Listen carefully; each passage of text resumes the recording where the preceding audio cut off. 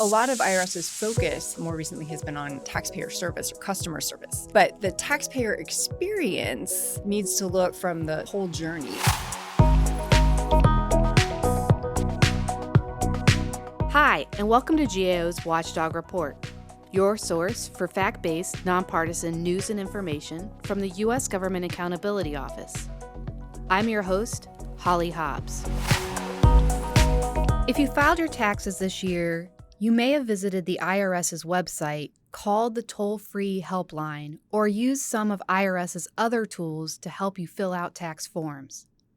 The IRS has a long-standing goal of improving its taxpayer services and experiences, but many Americans still struggle to connect with the IRS or report having a bad experience when they do. So what is the IRS doing to improve the taxpayer's experience? We'll learn more about these efforts from GAO's Jessica Lucas-Judy, who has a new report out on this issue. Thanks for joining us. Thanks for having me. Jessica, maybe we can start with what's wrong with IRS's efforts right now? Well, so it's not so much that something's wrong with it. Most people, when they're interacting with the IRS, it's very easy. You just file your taxes and you either get a refund or make a payment, and it's done pretty quickly. But IRS has had these long-standing challenges for doing things like answering the phones, not having taxpayers waiting online for a long period of time, balancing the phones and the correspondence, the mail essentially, processing returns when there are errors or identity theft or returns that are filed on paper, and really just dealing with modernizing its technology and its infrastructure.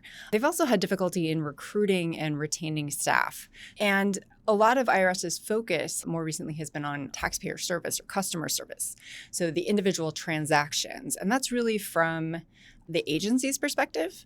But the taxpayer experience needs to look from the whole journey, the whole interaction that a taxpayer has. And that might be in person, it might be online, it might be through their online account. And that's really where IRS needs to be focusing more. So IRS knows that the taxpayers are looking for an improved experience. What all are they doing to improve it? They've had a number of different efforts underway here. They got tens of billions of dollars in additional funding several years ago through the Inflation Reduction Act.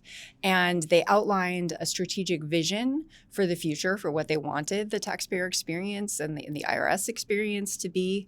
Had a strategic operating plan that had goals, including things like making it easier for taxpayers to meet their tax obligations and to get the tax incentives that they're eligible for, and to be able to resolve any issues that arise quickly. They put together more than 100 different projects to try to help achieve this. And these included things like improving the IRS website, making enhancements to online accounts, as well as providing better equipment and better technology for the customer service representatives to be able to help taxpayers. So we talked to some taxpayer advocacy groups. What did they tell us about these efforts so far? What do they think? Yeah, so we talked to 10 different groups that represent different kinds of taxpayers and tax professionals. This included the National Taxpayers Union, the Taxpayer Advocate, the National Association of Enrolled Agents, and they outlined for us different taxpayer wants and needs. These included things like sort of what you would expect, right? Secure and easy online tools and an easy to interact with website, clear and timely guidance from the IRS about how to interact or how to pay their taxes, sufficient staff to be able to answer phone calls and respond to correspondence timely, and the opportunity for taxpayers to be able to engage with the IRS when IRS is making these improvements and learning what it is that taxpayers need. So they're monitoring what IRS is doing, but what about IRS itself? How is it monitoring to see whether its efforts are working? So one of the things that we looked at, IRS had this outline for its future vision that included these goals and more than 100 projects. They put together an oversight body or structure to help them implement these changes, including designating executives to have accountability for the different projects that were going on. They had a taxpayer experience office that was designed to help the different parts of the IRS to be able to consider the taxpayer experience. And they also had a transformation strategy office that was responsible for the implementation of the strategic operating plan. And they started mapping out the different journeys that taxpayers go through. I was talking about the difference between the customer service and the taxpayer experience. Part of that is understanding how do people experience, what kind of journey do they go on when they're interacting with the IRS, and then developing different measures. And a lot of the measures that they put in place at first were about timeliness and the implementation of the projects, kinds of things that you would expect. But where they were moving towards and where we were encouraging them to go is to have measures to know how they were affecting the actual taxpayer experience. And were the things that they were doing the right things? Were they actually helping taxpayers to have a better experience? Every year we look at this issue, and a couple of years ago, IRS received all this money to help improve the taxpayer experience, and then more recently it lost some of that funding. Do we know if that's going to have an impact on any of its efforts? Certainly, it's going to have an impact. The question is how much and what's the future going to look like? The funding level is uncertain, but IRS did still have tens of billions of additional dollars, even with the rescissions that are there. They had just been bringing on more staff to try to be able to do things like answer the phones more quickly, respond to correspondence, and they're facing staff reductions, there are reorganizations that are happening, and the technology challenges that we talked about, those are still there. And so it's uncertain what the future is going to hold. So among its efforts, Direct File was this new initiative by IRS that allowed taxpayers to file taxes online for free as opposed to paying for a service. It's being piloted in some states. What's going to happen with Direct File? That also remains to be seen.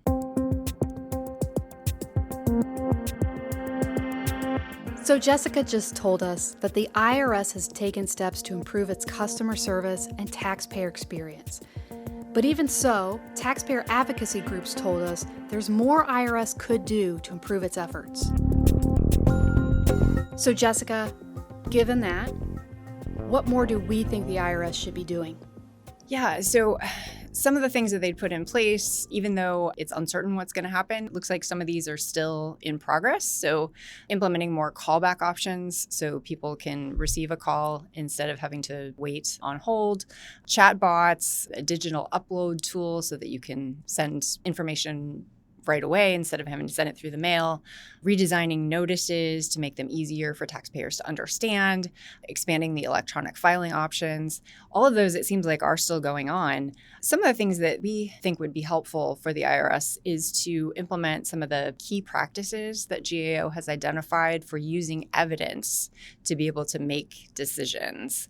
So these include things like defining goals that are specific to improving the taxpayer experience and making it really explicit what the connection is between a particular project or an initiative and its intended outcome.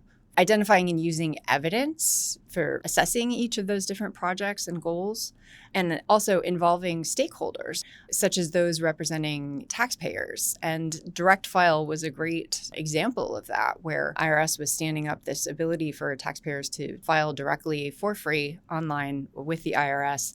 And they rolled that out slowly and involved lots of different groups of taxpayers in testing so that they could make changes as they were going.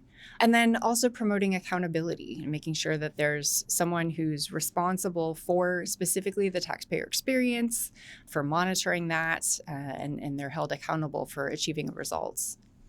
And last question, what's the bottom line of this report? So bottom line, IRS has been making a lot of really good progress over the last couple of years. This new opportunity now with new leadership and new structure, it'll be important for the administration to be able to set out a vision for helping taxpayers and for IRS to use evidence in making decisions, holding officials accountable for achieving results. And this will help make the best use of IRS's resources.